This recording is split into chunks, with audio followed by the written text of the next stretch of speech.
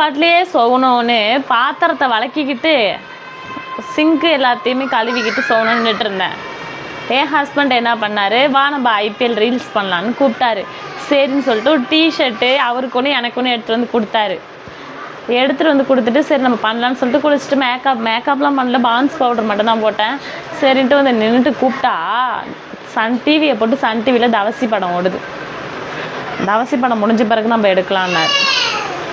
4 இட்லி கொடுத்தேன், 1 மணி நேரம் ஆகுது. விஜயகாந்த் சாரை பார்த்துட்டு நவர மாட்டுறாரு மக்களே, ஒன்றும் பண்ண முடியல. இந்நேரம் நான் பாத்திரம் வளர்க்கிருப்பேன், சிங்கெல்லாம் வாஷ் பண்ணியிருப்பேன், மதிய சாப்பாடு ரெடி பண்ணியிருப்பேன், எல்லாம் முடிச்சிருப்பேன். என்ன இங்கே நின்றுட்டு இருக்கிய? போங்கடா போங்கடா போய் வேலையில பாருங்கடா. டிபார்ட் பாருங்க உட்காந்துக்கிட்டு அது ரீல்ஸ் பண்ண வரலையாவா? கிட்டத்தட்ட 1 மணி நேரமா நீ இந்த இப்பதான் சாப்பிட்டு முடிச்சுக்கிட்டு தவசி படத்தை பார்த்துக்கிட்டு உட்காந்துருக்கீங்க.